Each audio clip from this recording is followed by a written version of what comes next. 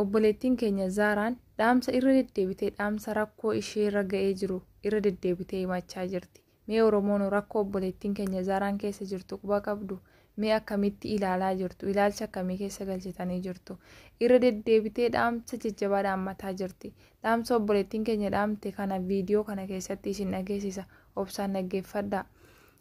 Zaaraan yeroo fayyaa qabdu akkam nuuf turte? Nuti immoo akkamitti ishee ilaalaa jirra mee kan jedhu hundi keenya of taasifnu. Akkasuma wanti an viidiyoo kana hojjedheef namoota isheetti dhiyaatan ishee dubbisuu danda'an, isheef bilbiluu danda'an, namoota miidiyaa gurguddaa qaban biraan akka viidiyoo kana sheerii gootanii naaf geessan kabajaan isin gaafadha. Sababiin isaa yoo viidiyoo kana dhaggeeffatanii yaadatan obboleettii keenya bilbilanii rakkoo ishee gaafachuu danda'u. Yoo gargaarsi ishee barbaachisa ta'e akka nu gargaaruuf nu kakaasuu danda'u waan ta'eef viidiyoo kana sheerii godhaa warra isheetti dhiyaatu biraan naaf ga'a isiniin jedha. Dhaamsa obboleettii keenya haga dhumaatti viidiyoo kana keessatti isin afeereen jira. Obsaan dhaggeeffadhaa isiniin jedha. Yoo isinitti tole sheerii waliif godhaa.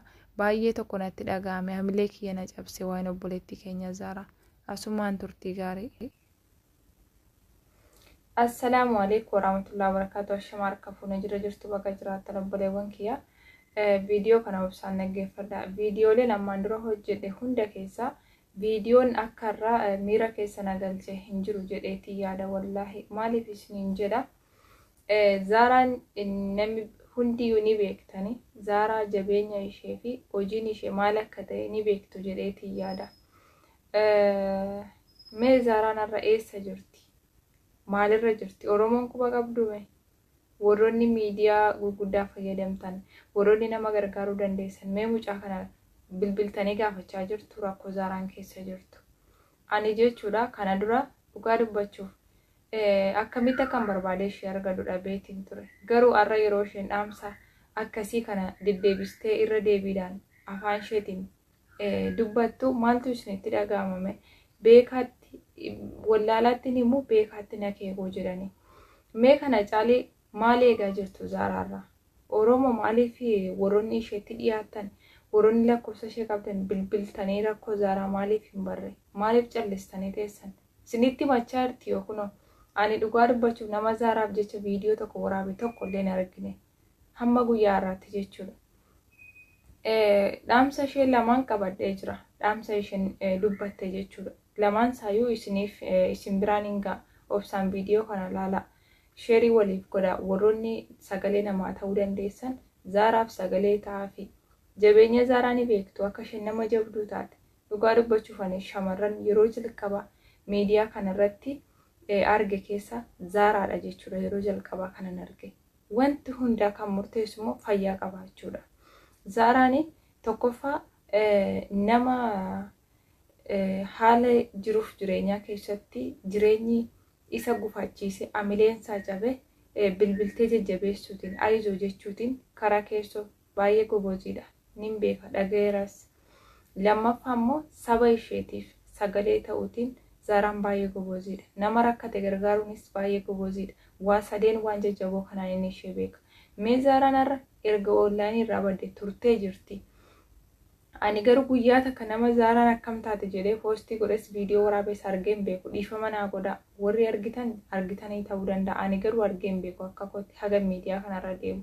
Zaaraan nama gaafatamuu qabudha. Nama barbaaduu qabnudha. Nama jabduudha Zaaraan. Jabaa ofii abbaatu jabeeffata jedhani. Mee Zaaraan irra maalirra jirti? Maal dhaammattee? Dhaamsa maalii dabarfattee?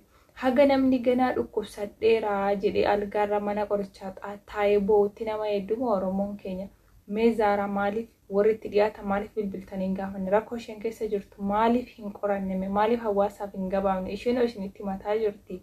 Kana caalee maalirraa eeddani? Dhugaa baay'ee tokko keessa na dhukkubse bakka yeroo mucaan kun akkas jettee irra deddeebiidhaan himattu.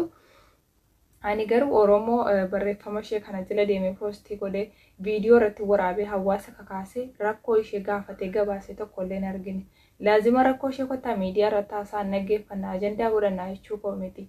Erga isheen akkas jette namni ishee cina dhaabbatee waan isheen jette kana ishee gargaaru maaliif dhibeedha? Ituu namni keessoon ishee gargaaraa jiraate isheenuu ifa baafattee akkasiin jetti jechuun natti dhaga'ama. Dhugaa dubbachuuf baay'ee tokko hamileen kiyya na cabe.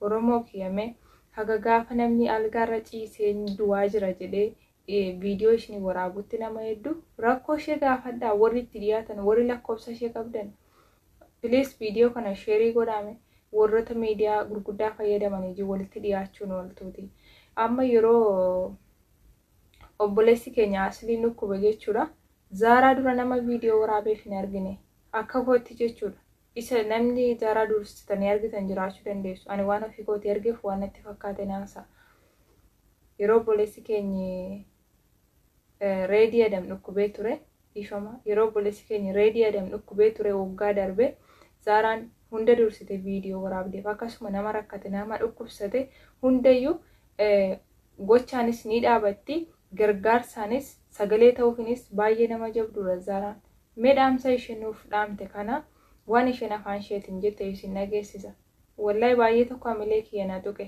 maaliif Zaaraan nama jabdudha nama akkasitti dhiisuu qabnu miti Oromoo maaliif keessoon gaafadhaa rakkoo ishee yoo waan gargaaruu dandeenyu jiraate hin gargaarra haga yoomitti enname miidiyaa irraa badde afaaniin dubbata jabaa ofii abbaatu jabeeffata dhaamsa ishee asumaan isin nageessisa jechuudha kuni dhaamsi kun ji'a tokko dura natti fakkaata arguun kan koo ji'a tokko ni gaha ammas dhaamsa dabalataati jechuudha kan Zaaraan dhaamtee jirtu mee haga isheen gana algaarra mana qorichaa teessee boossee isinitti himattu hedduu warroonni itti dhiyaatan warroonni bilbiluu dandeessan bilbilaatii rakkoo ishee gaafadhaa yoo miidiyaarra rakkoo ishee fiddanii himuu hin barbaanne ta'e akka walitti dhiyeenya qabdanitti keessoon garee hiine yoo gargaarsi ishee barbaachisa ta'e uummati Oromoo bira dhaabbatee gargaaruu danda'a kanaaf baay'ee tokko garaana nyaattee jirti mee haga isheen maal jettutti eeddani ana nama barreeffama